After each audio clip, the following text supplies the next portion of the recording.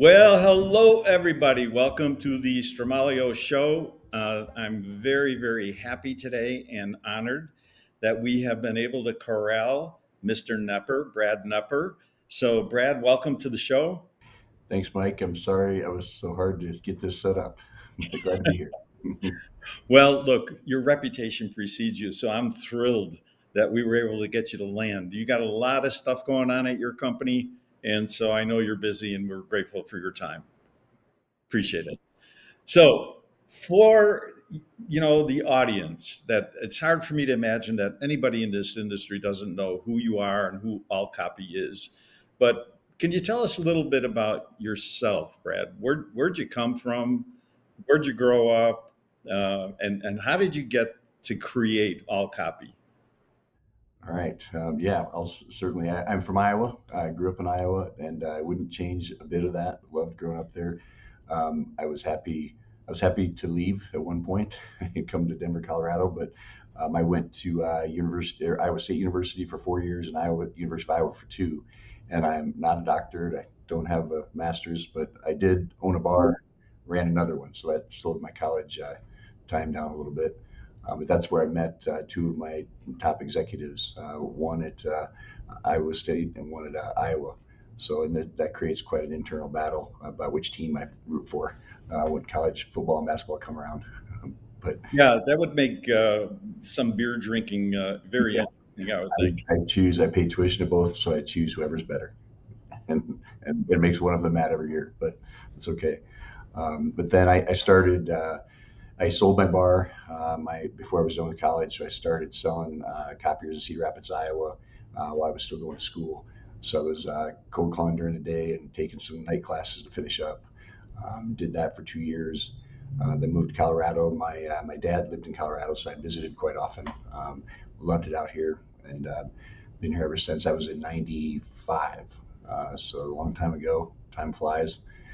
But I worked for a small independent dealer in Iowa, very small, and then a larger independent dealer in Colorado, and then 2 years at Icon before buying All Copy in '99. So that was, I borrowed $500,000 at 43% interest from, I didn't have any equity in any assets or anything, but good W-2, but I spent a lot of it at the bar. So that was '99 with 7 employees, and we were 1.2 million in revenue. Incredible. What year was that? '99. 99. 26 years ago. Can Seems like you can you believe 26 years has flown by? yeah. I joke.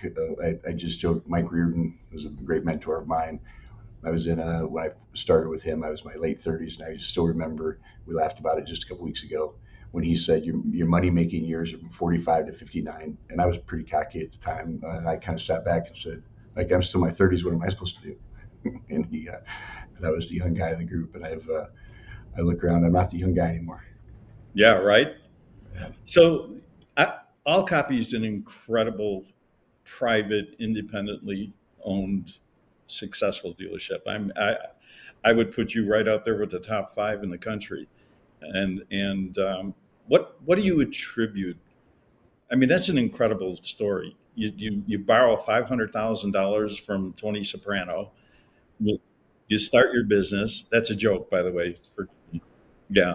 So you go ahead and put yourself in debt for $500,000. And what do you attribute to this unbelievable success to? Well, first, thank you for putting us in the top five. That's a compliment. I'm not sure I could accept that, but thank you.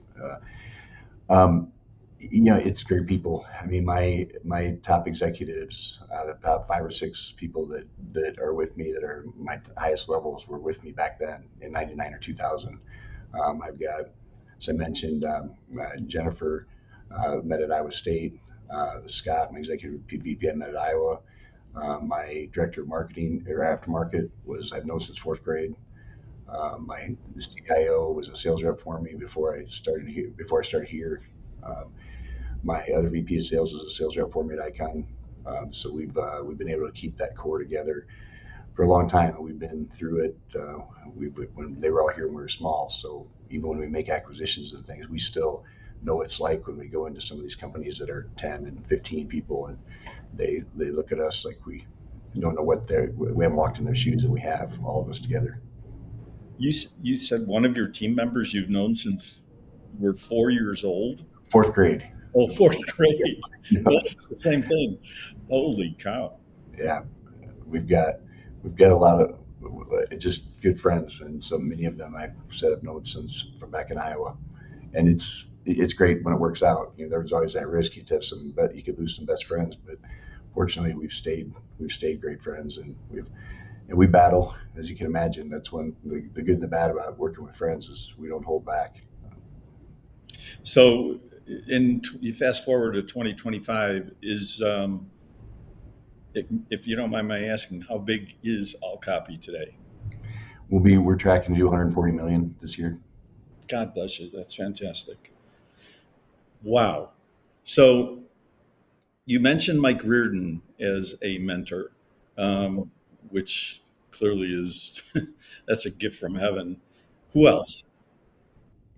My parents were entrepreneurs. My mom passed away a few years ago, unfortunately, and during COVID. But she was a business owner, and they owned a bar, and I helped with that bar when I was in high school, and that's what gave me that experience to buy my bar when I was 20 in college, right before I could get my liquor license. Gave me that experience. My dad lives out here, and he's been an entrepreneur his whole life. In his 20s, he ran businesses, and I think I was able to see. I saw some tough times. I mean, when I was a kid, there were some tough times, and there's some great times, but I loved their story, and I think that's where I got a lot of just so an example to follow. So would you say you're more like your mom or more like your dad? I'd say I'd say more like my mom. My dad, I guess my dad, when he was in his 20s, was extremely aggressive, and he hit a really rough patch with a partner and some things. So he got a lot more conservative. Still as a general contractor, and still does great. But what I hear about where what he was, I think I feel a lot like where how I started. My mom was just always. I mean, I could always run ideas by my mom, and she'd always say, "Go for it." I mean, she was never conservative, and she supported. She co-signed the loan for me to buy my bar when I was 20 years old. I never want my kids to hear that story because I hope they don't ask me to do the same. Well, you still have a bar. I forgot the name of it now. What's the Well, name? it's funny. I got back in the bar business since Denali's in Iowa, and that was great when you guys stopped by on the tour. That one's for fun. I'm glad I don't have to depend on that to pay any bills, but it's a lot of fun.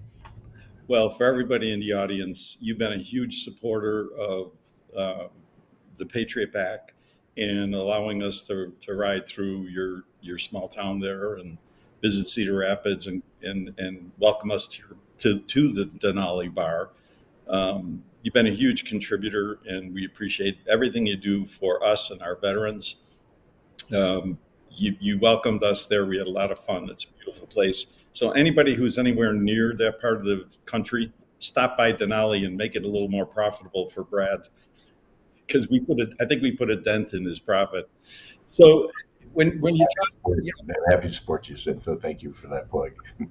no, it's the truth. I mean, you've been such a wonderful supporter for everything we do for the veterans.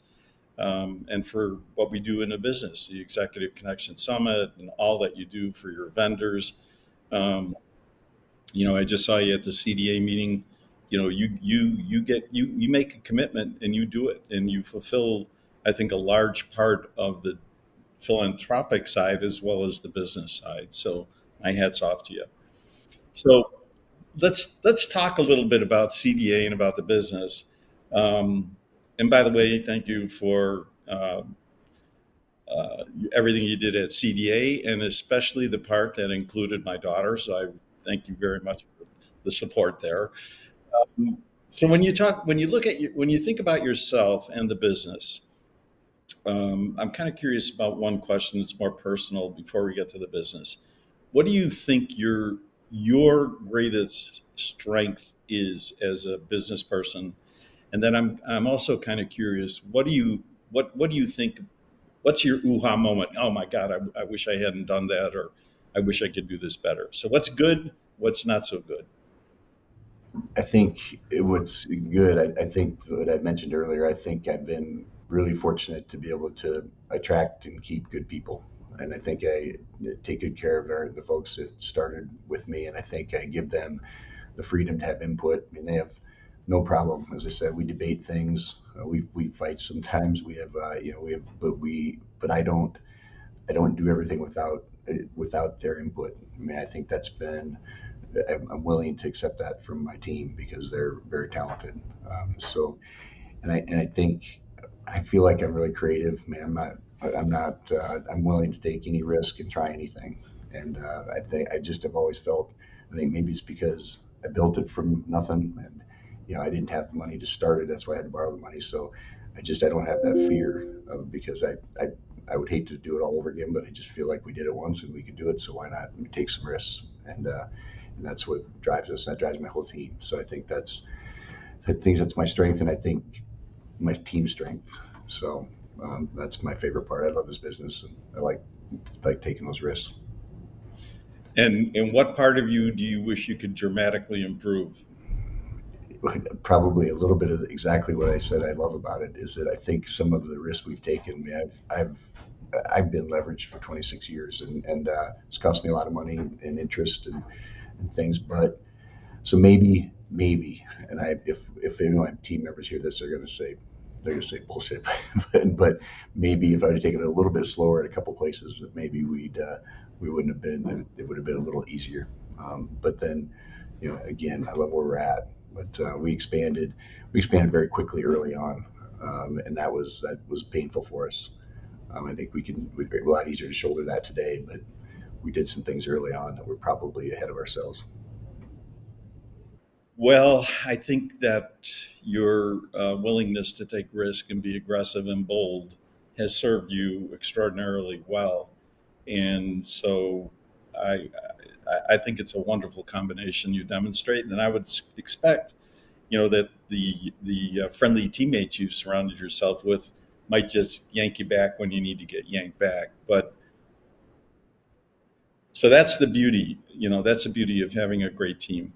What would you say the culture is for All Copy? What do you hope to make sure everybody follows, the same philosophy? What is it? What's the culture?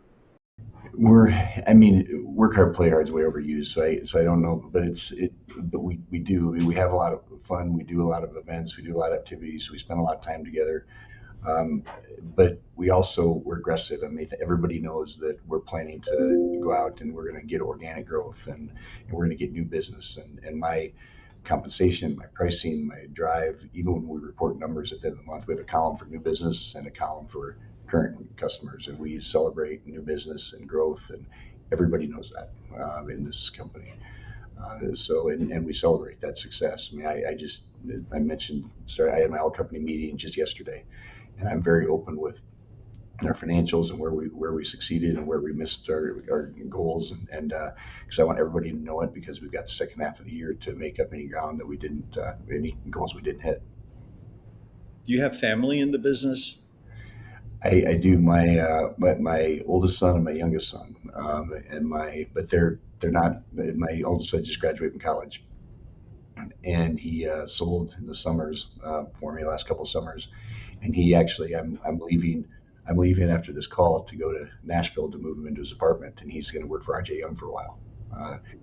He wanted to leave for a while, and Chip and AJ were open to that, and we talked about it, and I was excited that they would he gave an opportunity because culturally they feel like they're a lot like us a lot of ways. So, and then my youngest just is he just graduated from high school, so he also is selling. He sold all summer this summer. Did some phone sales and did some cold calling, and so they both appear to be interested. My middle daughter is not interested. She's going to be a veterinarian. So Well, good. So there's hope for a nice succession plan. I hope so. I mean, I haven't forced it on them, and I never would if they decided differently. They need to follow their dreams, but I would love it if they did.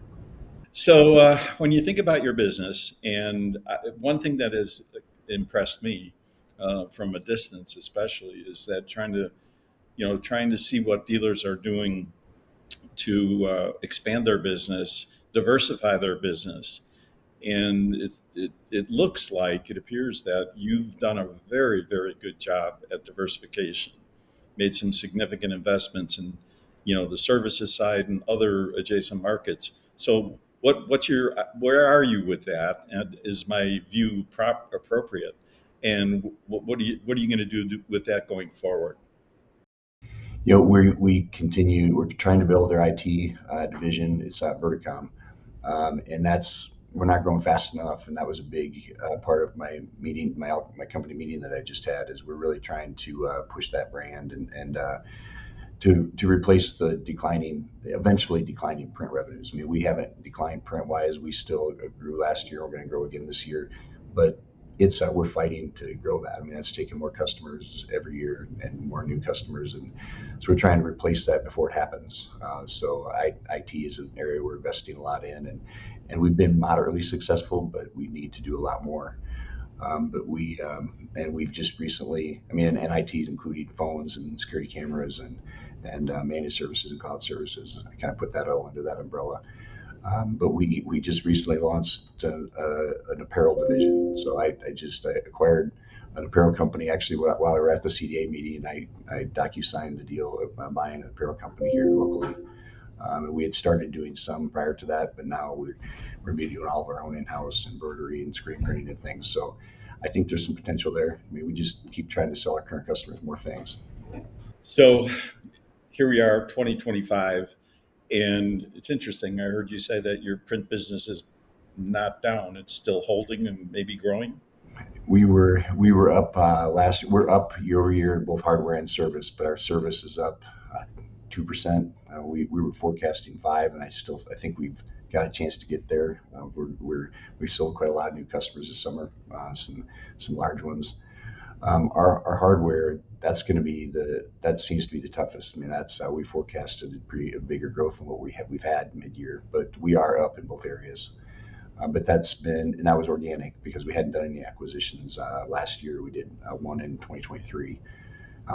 I did acquire an imaging company last week as well. We're newly in Tulsa, Oklahoma. No, well, congratulations! Recent news. So that, and people aren't making a lot of acquisitions lately. So I appreciate the fact that you're doing that. I think it's good for the industry to continue to do that. So we're halfway through 2025, and you were talking about your forecast a little bit there. What do you anticipate for all copy coming out of 2025? We think we can hit 200 million in the next 3 years. We feel strong about that. I mean, that's going to take it would that would be, and I say half of that growth would be through acquisition, half of it would be organic. So we haven't identified those acquisitions yet.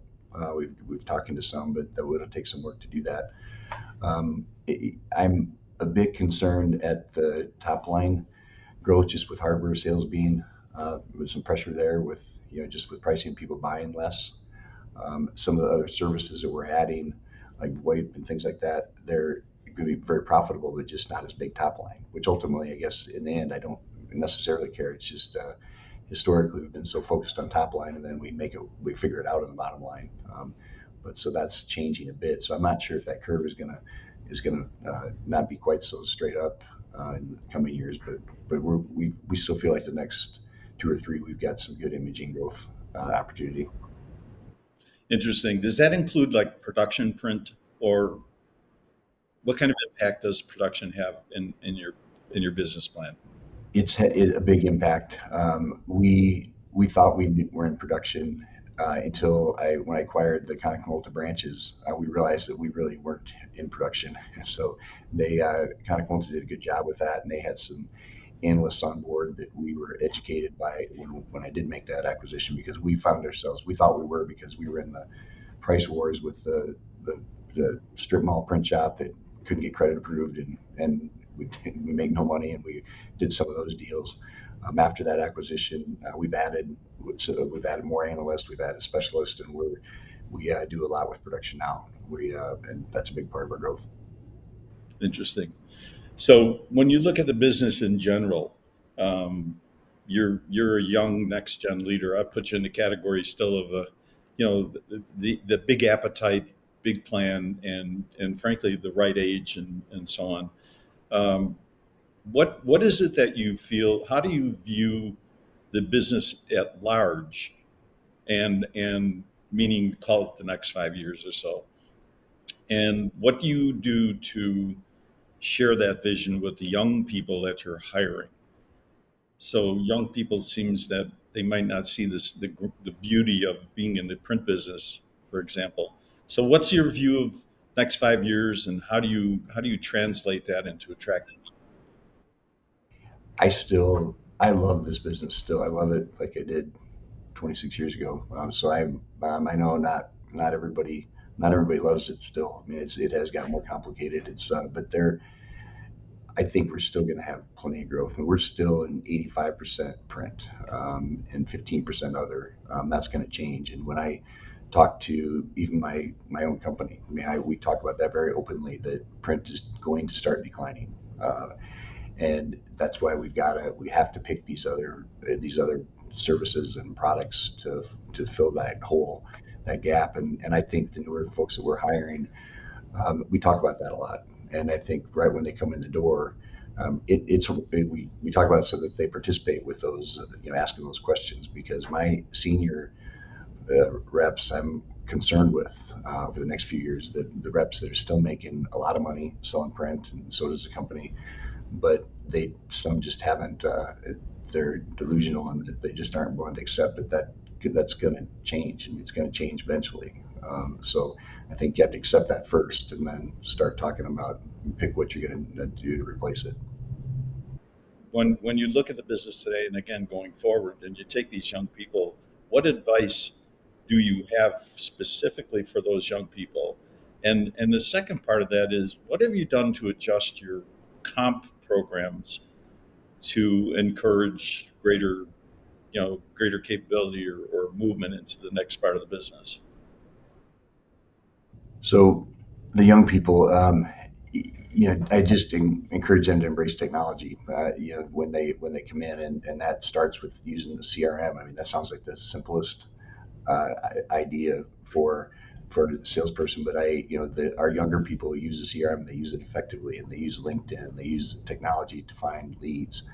I fear from my older folks that have made a lot of money that are still fight some of that. So I tell the young people to do that and embrace the technology of, learn VoIP, learn the other products that we sell. Even though I've got a separate team for my heavy IT products and services, but they still, for them to learn enough to be able to talk the talk, and to bring those folks in, because I still pay them for that.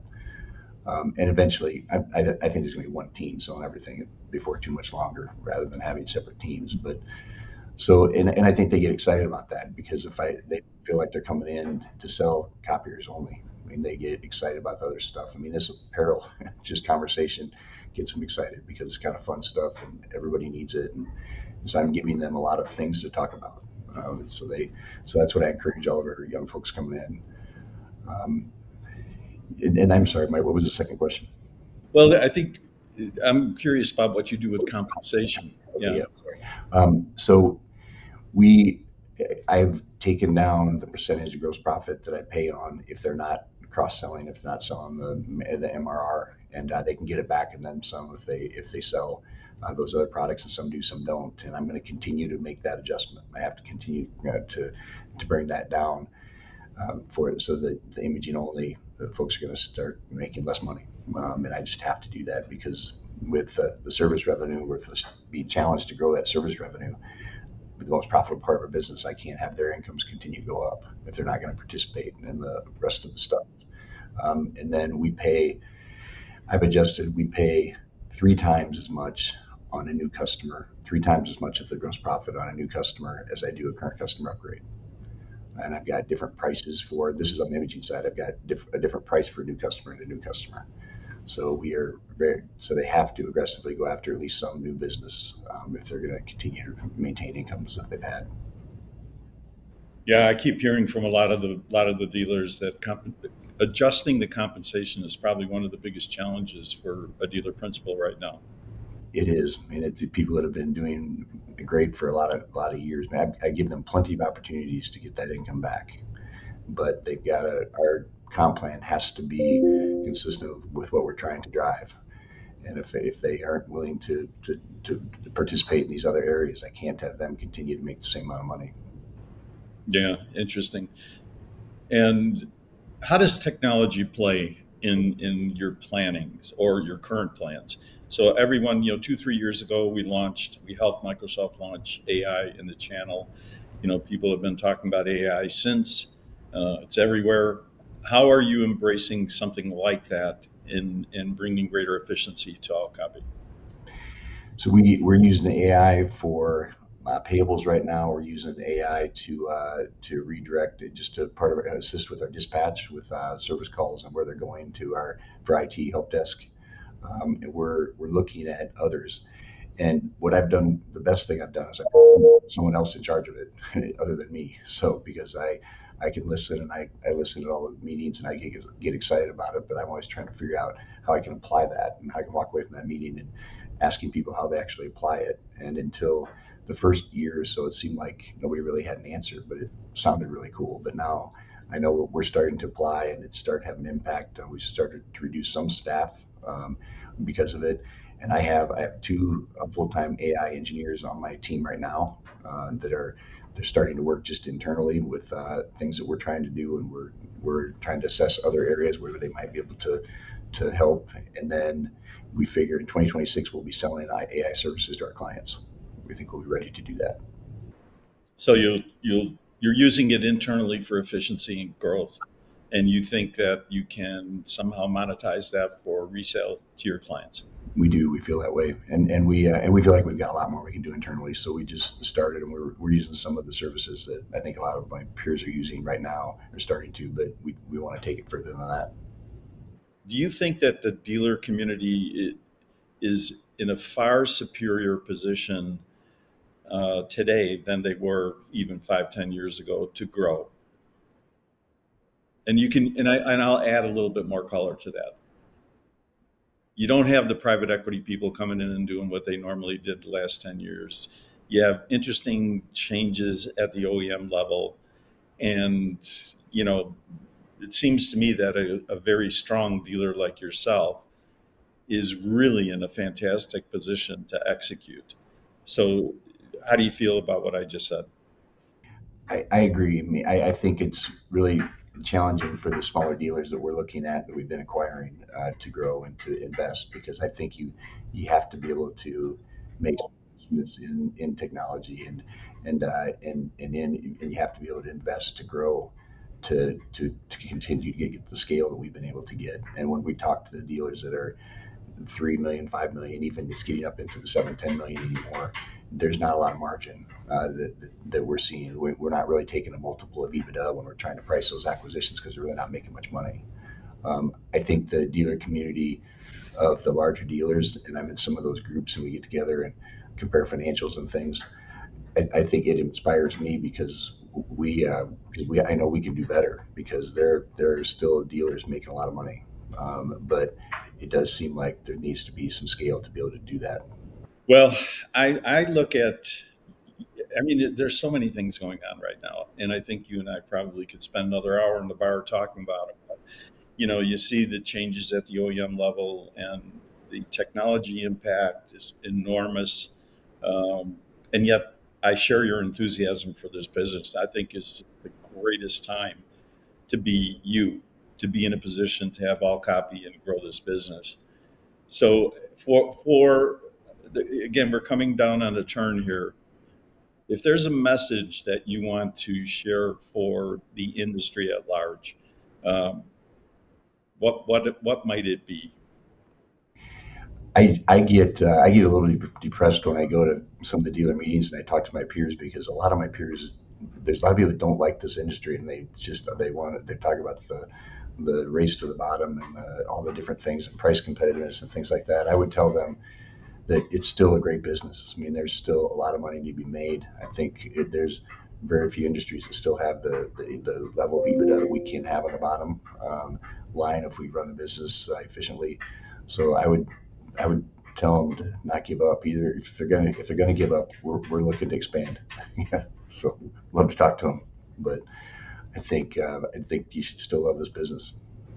I love that message.